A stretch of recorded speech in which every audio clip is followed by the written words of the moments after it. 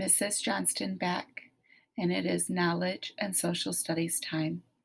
We are working on Unit 7, Kings and Queens, Lesson 7, Cinderella. Today, we are going to talk about a country, France, that is located in Europe. That is where our story is going to take place today. So once again, we have our globe here. Europe is this area in yellow, and the country that we are going to hear about today is the country of France, right here in Europe. The read aloud that you are going to hear today is a fairy tale written by someone who lived in France in 1697, over 300 years ago. Who can recall what is an author?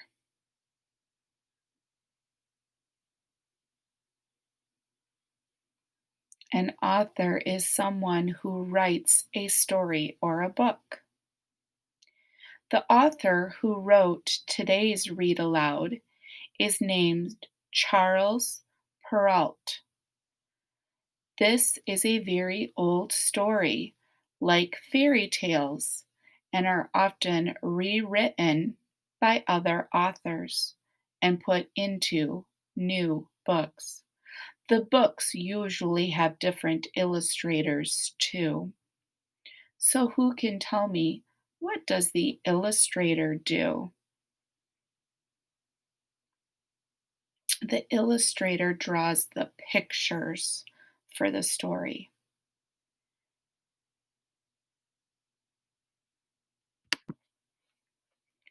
Today you are going to hear a made-up fictional story about a young girl named Cinderella who was treated unfairly. Listen to find out what happens to Cinderella. Once upon a time, a little girl's father married a new wife. The little girl's stepmother forced her to do the hardest and dirtiest work in the house, while the stepsisters did nothing.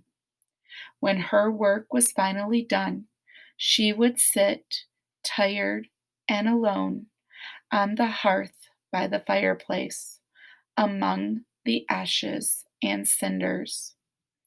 A hearth is the area in front of a fireplace. Cinders are small bits of burned wood from the fireplace. And so she came to be called Cinderella. Cinderella's stepsisters had fine rooms with soft beds and thick carpets and mirrors so large that they might see themselves at full length from head to foot. But poor Cinderella had to sleep on the floor next to the fire.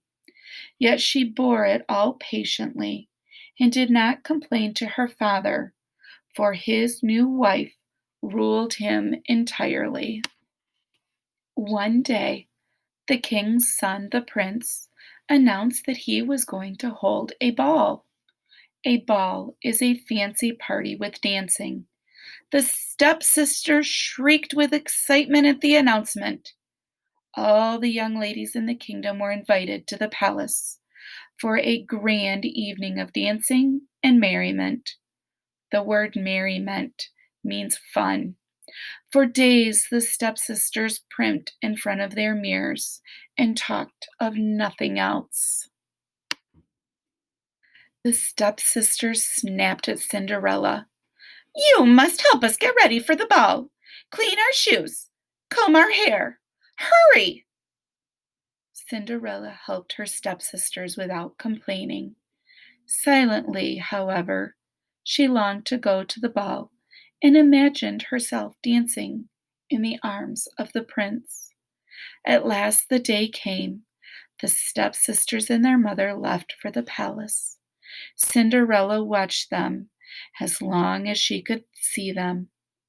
When she had lost sight of them, she began to cry. So miserable and alone did she feel. How does Cinderella feel? Did you say sad? Why does she feel that way?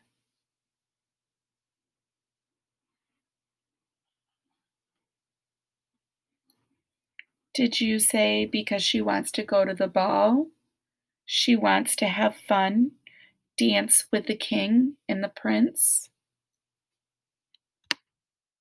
But Cinderella was not alone after all, for she heard a gentle voice ask, "What, what's the matter, dear?" She looked up and saw a woman with a kind face. "I wish, I wish I could," began Cinderella, but could not finish for all her tears and sobbing. "You wish to go to the ball, is that it?" said the kind woman. "Then it shall be so," said the woman, for she was, you see, Cinderella's fairy godmother. "Now run into the garden," she said to Cinderella, "and bring me a pumpkin." Cinderella went immediately to the garden, though she could not imagine what a pumpkin had to do with going to the ball. She watched her fairy godmother scoop out the insides of the pumpkin, leaving only the rind. A rind is the tough outer skin of a fruit or vegetable. Then the pumpkin turned into a dazzling coach lined with satin. A coach is like a fancy carriage. Next, with a touch of her wand, she turned a big rat into a fat, jolly coachman to drive the coach. "Now, dear," said the fairy godmother, "bring me the mousetrap from the house." Cinderella brought the trap, which had 6 live mice in it. "Open the door of the trap, dear," said the fairy godmother. Then, as each mouse scurried out, she gave them a tap with her wand. Suddenly, Cinderella was surrounded by bright, white light as she watched the 6 mice turn into a fine set of 6 horses, all a beautiful mouse-colored gray. "Well," said the fairy godmother with a smile, "are you pleased? Are you ready to go to the ball?" "Oh, yes!" cried Cinderella, "but must I go in these dirty rags?" Her godmother laughed and, with a touch of her wand, changed Cinderella's tattered clothes into a glittering gown of gold and silver. Cinderella's old clothes were torn and worn out, but her new gown was sparkling, and on her feet appeared a pair of glass slippers, the prettiest in the world. Cinderella stepped into the coach, but before she left, her fairy godmother gave her this warning: "Do not stay at the ball after midnight, not even for a moment. When the clock strikes 12, the coach will once again be a pumpkin, the horse mice, the coachman a rat, and your gown the same old clothes you had on. What will happen after midnight?"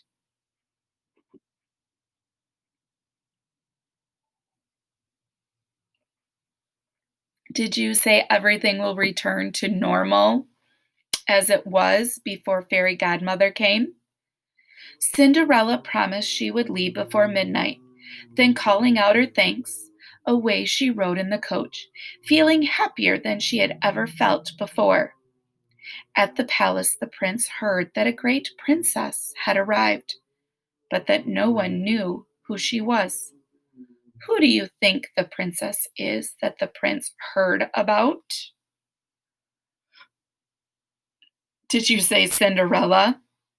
So he went to meet her and gave her his hand and led her into the great ballroom filled with people. As they entered, a hush fell upon the room. The dancers stopped dancing. The musicians stopped playing. Everyone stood still just to look upon the beauty of the unknown newcomer. The prince asked Cinderella to dance with him. They danced together once, then twice, then again and again. Cinderella's face shone with happiness. Everyone at the ball looked on in admiration. Everyone, that is, but the two jealous stepsisters, who glared at the lovely lady, though they had no idea they were glaring at Cinderella.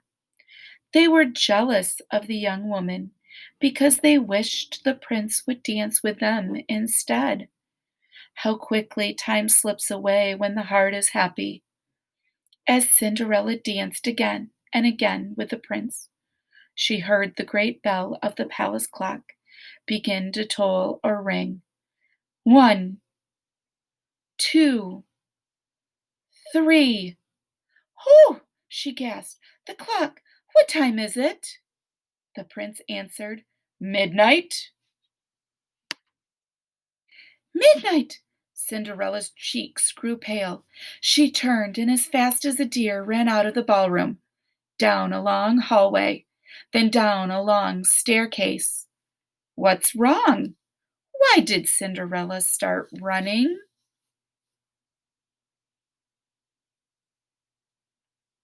Did you say because it was midnight?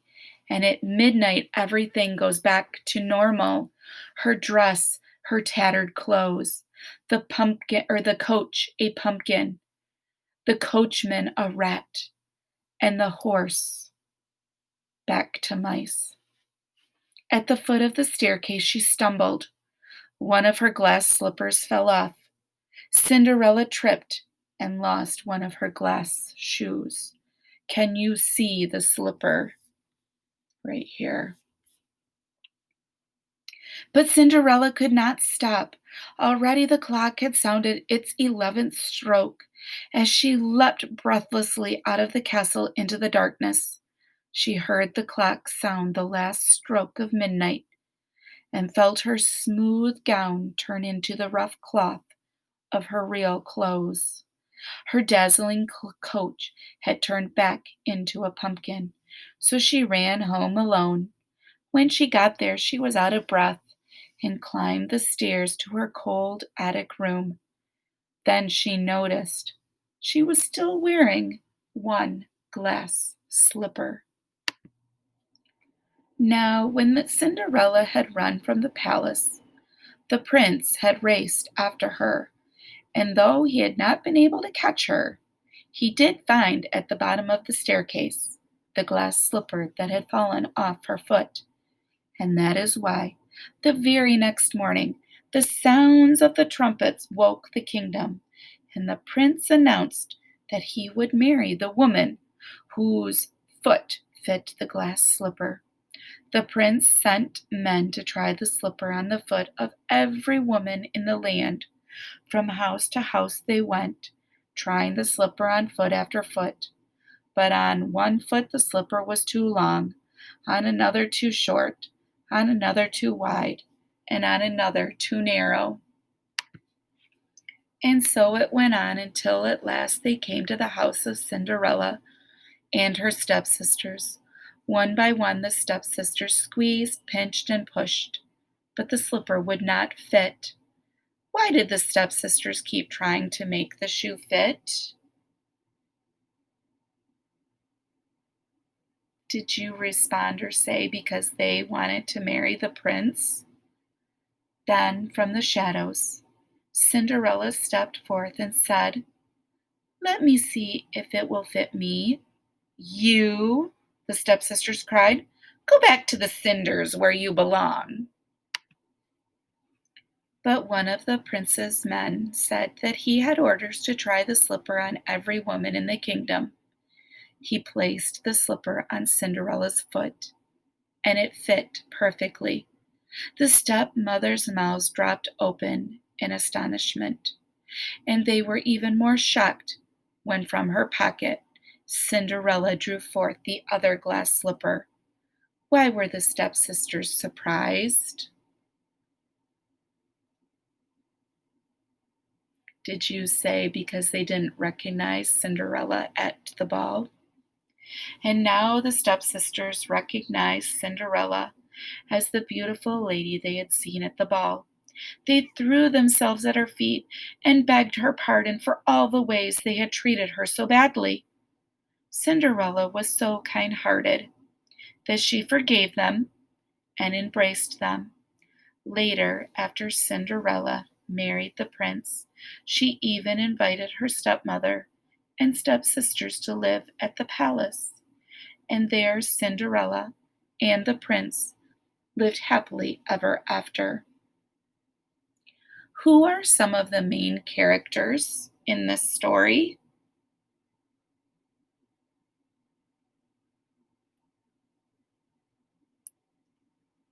I'm sure most of you said Cinderella and the prince, but did you also remember her stepmother, her stepsisters, and the fairy godmother? What is the setting of the story?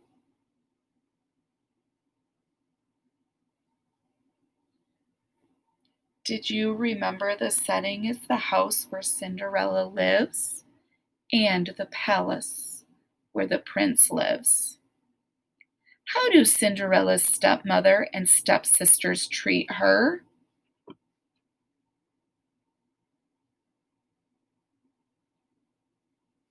Did you say mean? Cinderella's stepmother and stepsisters treat her meanly and unfairly. How does Cinderella get to the ball?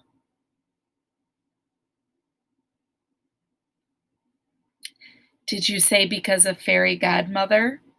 Cinderella gets to go to the ball because her fairy godmother appears to her and helps her get ready to the ball. Why does she have to leave at midnight?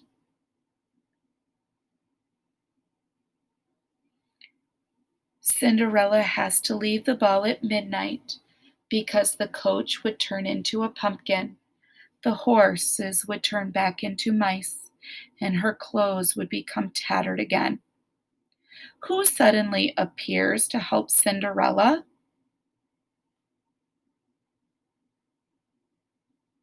Did you say fairy godmother? Cinderella's fairy godmother appears to help her. How does the fairy godmother help Cinderella?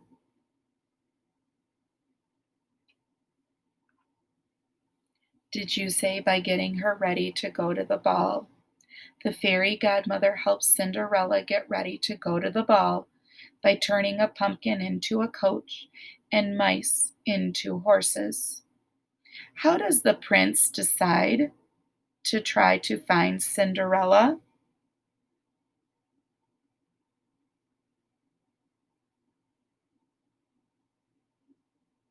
He sends his servants through the kingdom so that every woman could try on the glass slipper to see if it fits. Why does the prince want to find Cinderella?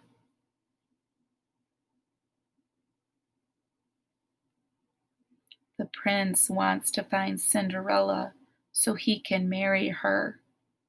What does Cinderella lose as she runs out of the ball at midnight?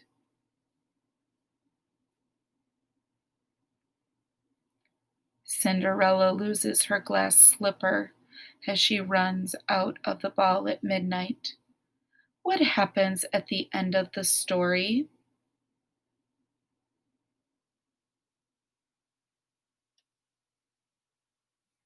The prince and Cinderella get married and live happily ever after. Cinderella, who is always kind, forgives her stepmother and stepsisters and invites them to live at the palace. I hope you enjoyed our story today of Cinderella.